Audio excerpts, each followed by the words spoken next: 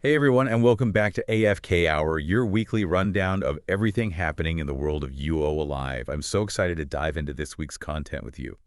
We've got some exciting news to kick things off, a whole lineup of events to help you plan your adventures, and of course, a peek at the recent patch notes. I think what's really cool this week is how much the theme of new beginnings is popping up everywhere. Almost like the game itself is going through a transformation. I like that. And it is the Year of the Snake, a symbol of transformation in many cultures. So fitting. Speaking of new beginnings, there's a brand new player quest called Hanging Mace that just dropped.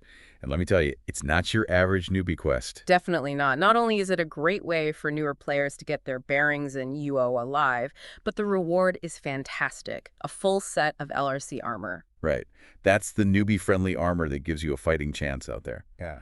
I love how they're making it easier for new players to get into the game. And you know what else is cool about this quest? They've woven secret passwords into it. You'll have to really explore and pay attention to the clues to uncover them. It's like a treasure hunt within the quest itself. This is a really clever way to encourage players to actively engage with the world, rather than just passively clicking through dialogue boxes. Exactly. It's all about discovery and exploration, which is what UOAlive is all about. Now, before we get to all the awesome events happening this week, let's address the elephant in the room. There's been some talk about false positive virus detections with the classic UO launcher. Yeah, I saw that. But the community has really rallied around this issue. There's a dedicated help thread on Discord where you can find clear explanations and workarounds.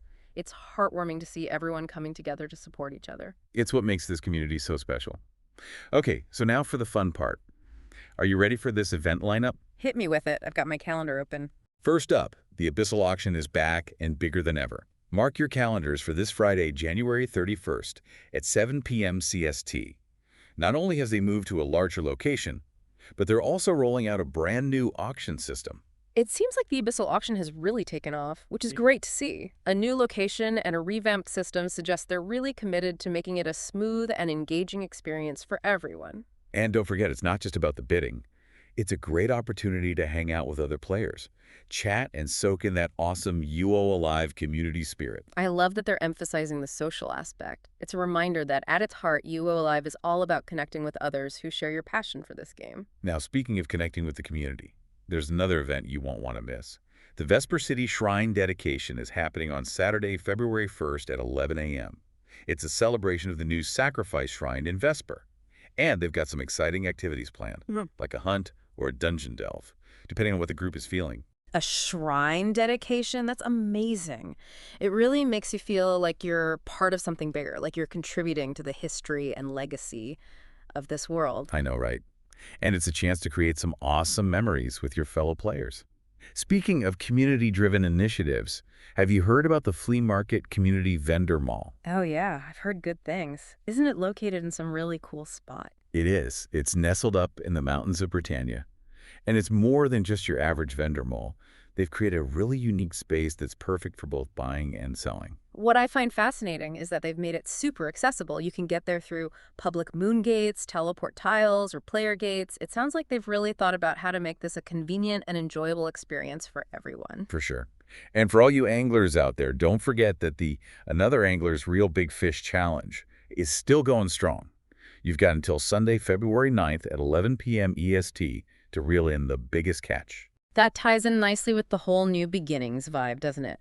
The fish symbolize abundance and good fortune, which feels very appropriate for the start of a new year. I love how you connect those dots. Yeah. And things are really getting interesting this week with vendors. Oh, yeah. Lots going on. 2 brand new player malls open their doors, and the drama down at the Sea Market is heating up. Oh, it's gone from like a war of words to a full-blown... Well, let's just say it involves lots of ice. Yeah, so much ice. First up, let's talk retail therapy. Okay. 2 new player malls opened up recently. First, we've got Ragnall's Forge up in the mountains south of you. It's like a crafting haven. That's pretty far from the main cities. You think they'll get enough foot traffic? Maybe Ragnall's just hoping that word of mouth and high-quality goods will do the trick. They've got vendors selling runic tools and weapons, Oh, yeah, those are super powerful. for more experienced players. Yeah, runic items are always in high demand. A dedicated marketplace for that kind of stuff could really work. Yeah, they've even got a public crafting training area. Ragnall hangs out there and gives tips and materials. Cool. They even have lock-picking and trap disarming training boxes. So it's like a crafting boot camp. It really is. Ragnall's put a lot of thought into this. Now let's head over to the flea market. This one's also in the mountains, but the owner, Tartan Tamer, is focused on new players. They're giving out free treasure maps, which is great for getting started. Oh, that's a nice touch. New players can feel lost when they first get to Britannia. And it's super convenient to get there. They have a public moon gate, teleporters, player-run gates in New Haven and Britain. So you can practically trip and fall right into the place. Pretty much. More player malls is good for everyone. Oh, for sure. More competition means better prices, more variety, and it's good for the economy overall. Now let's sail on over to the sea market. Remember Captain Gale Rex? Oh, yeah, how could I forget? That was dramatic. Declaring independence from Britannia. Big move. Well, initially it was just letters back and forth. Rex wanted freedom from taxes and control. He wanted the sea market to be neutral ground for everyone. And of course, Blackthorn responded with threats.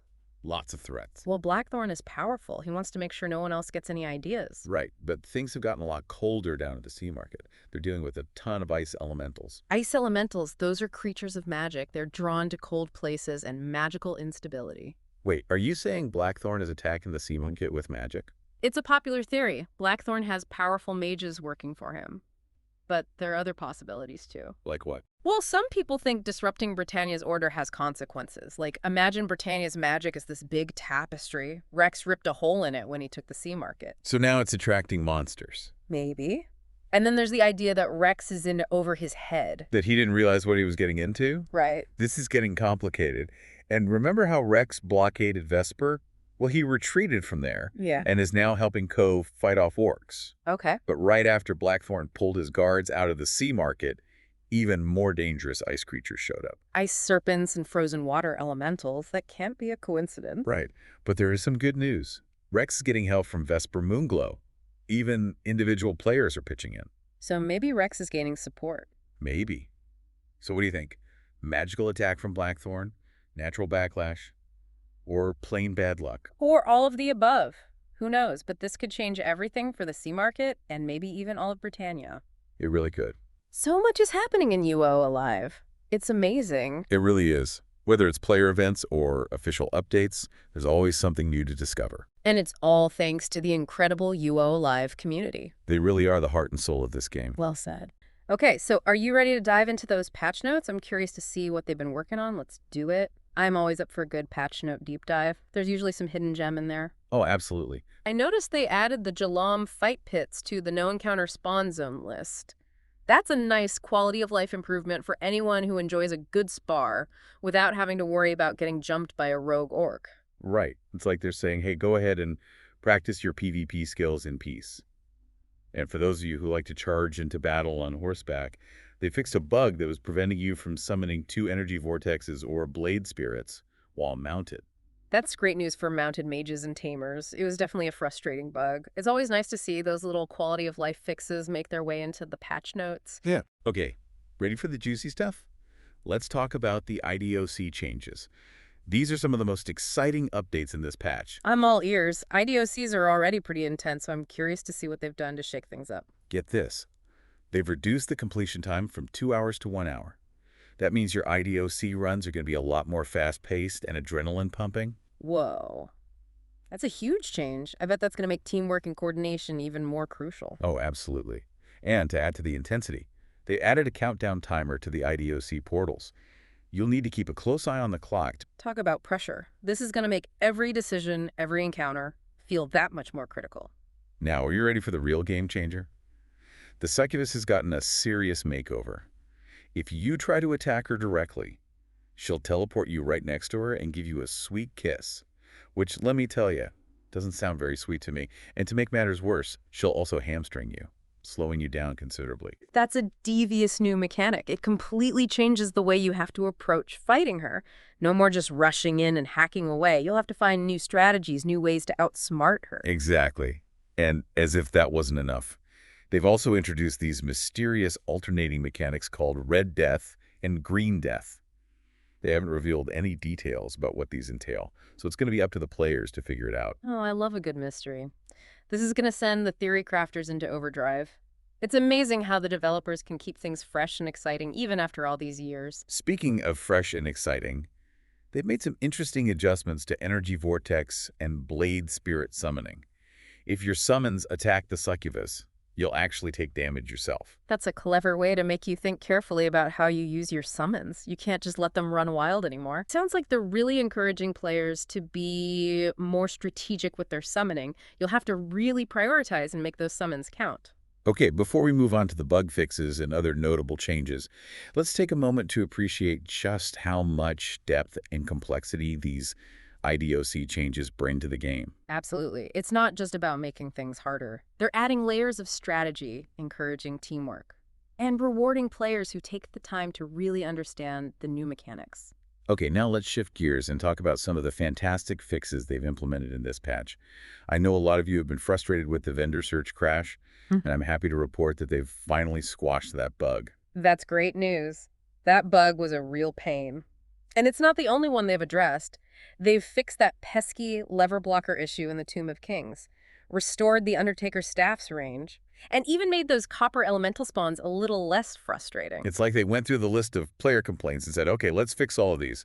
They even tackled that weird My Stats bug that was messing up character stats. It's clear that they're paying attention to what players are saying and working hard to make the game as smooth and enjoyable as possible. They've also given those storage boxes a much-needed overhaul.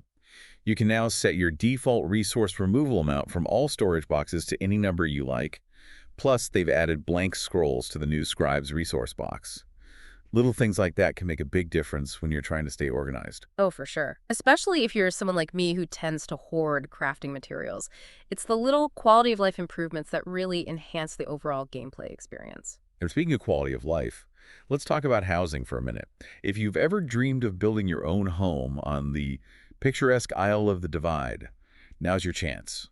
They've opened it up for player housing. The Isle of the Divide. That's a beautiful location. I can already picture all the amazing houses people are going to create there. It's going to be a real showcase of player creativity. I can't wait to see what they come up with. And if you're looking for a little inspiration, they've added a model home to Heartwood, so you can get a feel for what those one-of-a-kind houses from Surveyor John's Special Services can be like. That's a great idea. It's always helpful to see a finished product before you start designing your own. Speaking of design, I noticed they made some adjustments to the vendor search, preventing the sale of certain items. Yeah, they blocked things like Scroll of Valiant Commendation replicas, used large BODs and Lighthouse deeds from being sold through vendor search. It seems like they're trying to prevent any unintended exploits or imbalances. Makes sense. It's all about maintaining the integrity of the game's economy. And of course, no patch would be complete without some rare spawn rate adjustments. This time around, they've increased the spawn rates for both the Comet Kirin and the Ku side. So keep your eyes peeled. You might just get lucky. Ooh, a Comet Kirin. Now that's a rare sight. I bet those tamers are going to be out in force trying to snag one of those beauties. You know it. Okay. Before we wrap things up, let's do a quick rundown of some of the other notable fixes they've implemented. They've taken care of some bad spawns in Ice Dungeon, removed an orphan vendor tile in New Haven, and fixed a bug that was allowing the Black Rocket Automaton to be resurrected with the Pet Resurrection Stone. It's impressive how much attention to detail they put into these patches. It shows that they really care about getting things right, even those little things that might not seem that important at first glance. Right. And they even made some adjustments to the CUB turn-in points for Agapite Verite and Valorite hammers. It seems like they're constantly fine-tuning the reward system to make sure things stay balanced and fair. So there you have it, folks. Another week, another jam-packed patch. It's clear that the developers are hard at work, bringing us new content, quality of life improvements, and a whole lot of fun. What stood out to you the most from this week's updates?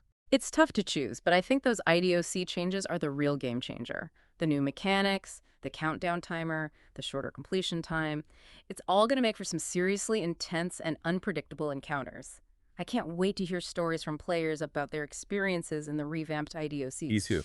And I'm still dying to know what those Red Death and Green Death mechanics are all about. The suspense is killing me. We'll just have to wait and see what secrets those hold. That's part of the beauty of UOAlive. There's always something new to discover, something to keep you coming back for more. Well said. So until next time, keep exploring, keep adventuring, and keep sharing those amazing UOAlive stories. We'll see you back here next week for another episode of AFK Hour. What kind of legend would you create in the world of UOAlive? Think about it. Think about it.